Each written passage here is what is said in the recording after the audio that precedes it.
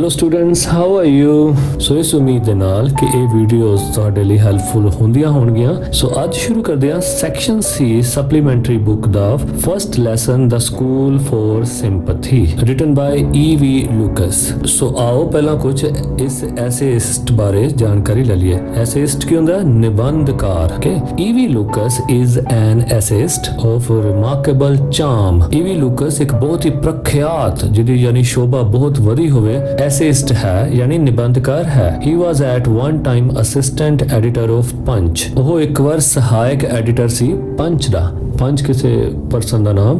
Among his numerous work are a standard life of Charles Lamb। ਉਸ ਦੀਆਂ ਅਣਗਿਣਤ ਵਧੀਆ ਲੇਖਣੀਆਂ ਵਿੱਚੋਂ ਇੱਕ ਵਧੀਆ ਲੇਖਣੀ ਕਿਹੜੀ ਸੀ? Life of Charles Lamb and an edition of the works and letters of Charles and Mary Lamb। ਤੇ ਉਹਨਾਂ ਨੇ ਚਾਰਲਸ ਅਤੇ ਮੈਰੀ ਲੈਮ ਦੇ ਲੈਟਰਸ ਦੀ ਐਡੀਸ਼ਨ ਕੀਤੀ ਸੀ, ਯਾਨੀ ਸੰਪਾਦਨਾ ਕੀਤੀ ਸੀ, ਇਕੱਠੇ ਕਰਕੇ ਉਹਨਾਂ ਨੂੰ ਤਰਤੀਬਵਾਰ ਲਾਇਆ ਸੀ। ਹੋਰ ਕਿਹੜਾ ਕੰਮ ਸੀ? The Open Road and The Friendly Town are his two pleasant anthologies। Anthology ਹੁੰਦਾ compilation, ਯਾਨੀ ਸੰਕਲਨ, ਕਿਸੇ ਚੀਜ਼ ਨੂੰ ਇਕੱਠਿਆਂ ਕਰਕੇ ਜੋੜਨਾ। Okay, traditional and conventional education given in the society is not ideal। Traditional and conventional ਕੀ ਹੁੰਦੀ ਹੈ? Traditional ਯਾਨੀ परंपरागत, कन्वेंशनल यानी रूढ़िवाद यानी पुरानियां। So traditional and conventional education given in the society is not ideal. Society में दिती जाने वाली पुरानी तरह की सिक्ख्या एक आदर्श सिक्ख्या नहीं है। It merely gives information of facts. ਇਹ ਸਿਰਫ ਤੱਥਾਂ ਦੀ ਜਾਣਕਾਰੀ ਦਿੰਦੀ ਹੈ। In the school for sympathy, sympathy is created amongst its students for the lame, the blind, the deaf and dumb through a novel method। In the school for sympathy, school for sympathy which sympathy ਕੀ ਹੁੰਦੀ ਹੈ? ਹਮਦਰਦੀ। Sympathy is created amongst its students for the lame, the blind, the deaf and dumb through a novel method। novel ਕੀ ਹੁੰਦਾ ਹੈ? ਨਵਾਂ, ਇੱਕ ਬਹੁਤ ਹੀ ਨਵੇਂ ਤਰੀਕੇ ਦੇ ਨਾਲ ਇੱਥੋਂ ਦੇ ਸਟੂਡੈਂਟਸ ਦੇ ਵਿੱਚ ਸੁਸਾਇਟੀ ਦੇ ਗੂੰਗੇ, ਬਹਿਰੇ, ਲੰਗੜੇ, ਅੰਨੇ ਲੋਕਾਂ ਪ੍ਰਤੀ ਹਮਦਰਦੀ ਪੈਦਾ ਕਰਨ ਦਾ ਯਤਨ ਕੀਤਾ ਜਾਂਦਾ ਹੈ। The main achievement of this school is that it produces good citizens with a real human heart। ਇਸ ਸਕੂਲ ਦੀ ਮੁੱਖ ਪ੍ਰਾਪਤੀ ਇਹ ਹੈ ਕਿ ਇਹ ਸੱਚੇ ਮਨੁੱਖੀ ਦਿਲਾਂ ਵਾਲੇ ਚੰਗੇ ਸਿਟੀਜ਼ਨਸ ਪੈਦਾ ਕਰਦੀ ਹੈ। ਆਓ ਆਪਾਂ ਹੁਣ ਸਟੋਰੀ ਸ਼ੁਰੂ ਕਰੀਏ ਤੇ ਦੇਖੀਏ ਕਿ ਇਹੋ ਜਿਹਾ ਕਿਹੜਾ ਸਕੂਲ ਹੈ ਜਿਹੜਾ ਇਸ ਤਰ੍ਹਾਂ ਦੀ ਐਜੂਕੇਸ਼ਨ ਕਿਸੇ ਨਵੇਂ ਢੰਗ ਨਾਲ ਦਿੰਦਾ ਹੈ। ਸੋ ਸਾਨੂੰ ਵੀ ਉਹ ਢੰਗ ਸਿੱਖਣਾ ਚਾਹੀਦਾ ਹੈ ਅਤੇ ਆਪਣੀ ਸੁਸਾਇਟੀ ਦੇ ਵਿੱਚ ਜੋ ਇਸ ਤਰ੍ਹਾਂ ਦੇ ਸਪੈਸ਼ਲ ਨੀਡ ਪੀਪਲ ਹਨ ਉਹਨਾਂ ਦੀ ਸੇਵਾ ਭਾਵਨਾ ਸਾਨੂੰ ਕਰਨੀ ਚਾਹੀਦੀ ਹੈ। ਆਜੋ ਅਸੀਂ ਦੇਖੀਏ ਕਿ ਇਸ ਸਕੂਲ ਵਿੱਚ ਇਹ ਵਿਚਾਰ ਕਿੱਦਾਂ ਉਤਪੰਨ ਕੀਤੇ ਜਾਂਦੇ ਹਨ ਇੱਥੋਂ ਦੇ ਸਟੂਡੈਂਟਸ ਵਿੱਚ। I had heard a great deal about Miss Beam's school. Great deal ਹੁੰਦੀ ਹੈ ਬਹੁਤ ਜ਼ਿਆਦਾ। ਸੋ ਮੈਂ ਮਿਸ ਬੀਮ ਦੇ ਸਕੂਲ ਬਾਰੇ ਬਹੁਤ ਜ਼ਿਆਦਾ ਸੁਣ ਚੁੱਕਾ ਸੀ, but not till last week did the chance come to visit it. ਪਰ ਪਿਛਲੇ ਵੀਕ ਤੋਂ ਪਹਿਲਾਂ ਮੈਨੂੰ ਉਹਨਾਂ ਨੂੰ ਮਿਲਣ ਦਾ ਮੌਕਾ ਨਹੀਂ ਮਿਲਿਆ। There was no one in sight but a girl of about 12। ਜਦੋਂ ਮੈਂ ਉੱਥੇ ਗਿਆ ਤੇ ਮੈਨੂੰ ਹੋਰ ਕੁਝ ਨਹੀਂ ਦਿਸਿਆ। ਉੱਥੇ ਇੱਕ 12 ਸਾਲ ਦੀ ਲੜਕੀ ਸੀ with her eyes covered with a bandage, ਜਿਹਦੀ ਕਿ ਅੱਖਾਂ ਤੇ ਪੱਟੀ ਬੰਨੀ ਹੋਈ ਸੀ, who was being led carefully between the flower beds by a little boy of some 4 years her junior।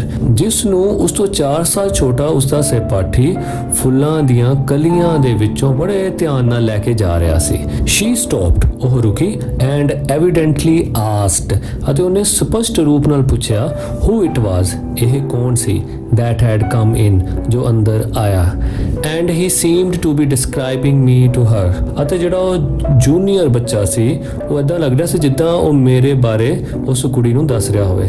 then they passed on, ਅਤੇ ਫਿਰ ਉਹ ਲੰਘਦੇ ਗਏ। Miss Beam was all that I had expected, middle aged, authoritative, kindly and understanding। Miss ਬੀਮ ਜਿੱਦਾਂ ਕਿ ਮੈਂ ਸੋਚਦਾ ਪਿਆ ਸੀ ਕਿ ਇੱਕ ਮਿਡਲ ਏਜ ਹੋਣਗੇ, ਅਥੋਰੀਟੇਟਿਵ ਹੋਣਗੇ। ਬਈ ਅਥੋਰੀਟੇਟਿਵ ਕੀ ਹੁੰਦਾ ਕਿ ਉਹ ਵਿਅਕਤੀ ਜਿਹੜਾ ਦੂਜਿਆਂ ਨੂੰ ਇੰਪੋਜ਼ ਕਰਦਾ ਕਿ ਹਾਂ ਉਹਦਾ ਕਹਿਣਾ ਮੰਨਿਆ ਜਾਵੇ।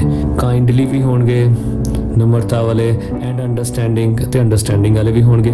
ਹਰ hair was beginning to turn grey, ਉਸਦੇ ਵਾਲ ਹੁਣ ਚਿੱਟੇ ਹੋਣੇ ਸ਼ੁਰੂ ਹੋ ਰਹੇ ਸਨ।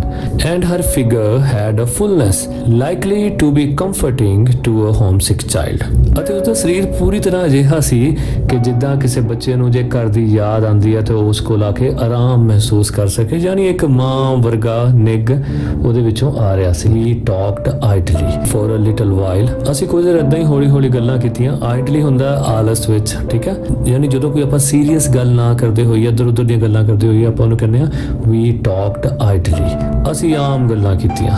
And then I asked her some questions, ਅਤੇ ਫਿਰ ਮੈਂ ਉਹਨਾਂ ਨੂੰ ਕੁਝ ਸਵਾਲ ਪੁੱਛੇ as to her scholastic methods. ਉਹ ਸਵਾਲ ਕਿਹੜੇ ਸਨ? ਉਹਨਾਂ ਦੇ ਸਕੂਲ ਦੇ ਨਾਲ ਸੰਬੰਧਿਤ ਤੌਰ ਤਰੀਕਿਆਂ ਬਾਰੇ, which I had heard were simple, ਜਿਹੜੇ ਕਿ ਮੈਂ ਸੁਣ ਰੱਖੇ ਸਨ ਕਿ ਬੜੇ ਸਿੰਪਲ ਸਨ। No more than is needful to get application into them, ਉਹ ਇੰਨੇ ਕੁ ਸਿੰਪਲ ਸਨ ਕਿ ਉਸ ਤੋਂ ਬਾਅਦ ਕਿਸੇ ਵੀ ਹੋਰ ਐਪਲੀਕੇਸ਼ਨ ਦੀ ਜਾਂ ਸਹਾਇਤਾ ਦੀ ਲੋੜ ਨਹੀਂ ਪੈਂਦੀ ਸੀ।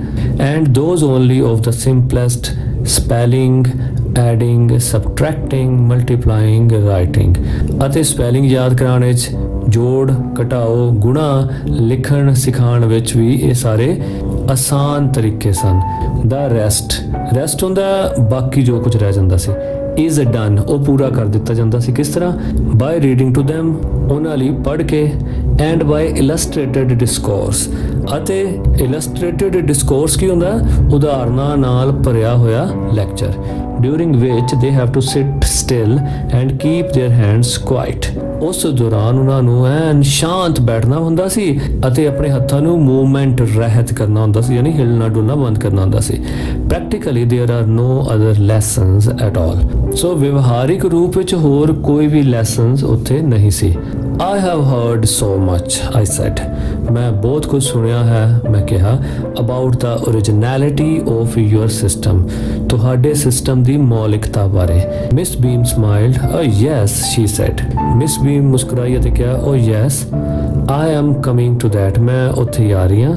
The real aim of this school is not so much to instill thought as thoughtfulness, humanity, citizenship, ਇਸ ਸਕੂਲ ਦਾ ਮੁੱਖ ਉਦੇਸ਼ ਸਿਰਫ ਵਿਚਾਰ ਹੀ ਪੈਦਾ ਕਰਨੇ ਨਹੀਂ ਹੈ ਕਿ ਹਿਊਮੈਨਿਟੀ ਰੱਖਣੀ ਚਾਹੀਦੀ ਹੈ, ਨਾਗਰਿਕਤਾ ਦੇ ਭਾਵ ਰੱਖਣੇ ਚਾਹੀਦੇ ਹਨ। That is the idea I have always had, ਇਹ ਵਿਚਾਰ ਤਾਂ ਮੇਰੇ ਦਿਮਾਗ ਵਿੱਚ ਹਮੇਸ਼ਾ ਹੁੰਦਾ ਸੀ। And happily there are parents good enough to trust me to try and put it into execution, ਤੇ ਪੇਰੈਂਟਸ ਵੀ ਇੰਨੇ ਚੰਗੇ ਹਨ ਕਿ ਉਹ ਵੀ ਖੁਸ਼ੀ-ਖੁਸ਼ੀ ਮੇਰੇ ਤੇ ਵਿਸ਼ਵਾਸ ਕਰਦੇ ਹਨ ਤੇ ਮੇਰੇ ਇਸ ਆਈਡੀਆ ਨੂੰ ਵਿਵਹਾਰਕ ਰੂਪ ਦਿੰਦੇ ਹਨ। Look out of the window a minute, will you? 1 minute ਲਈ ਵਿੰਡੋ ਦੇ ਬਾਹਰ ਦੇਖੋ, ਕੀ ਤੁਸੀਂ ਦੇਖੋਗੇ?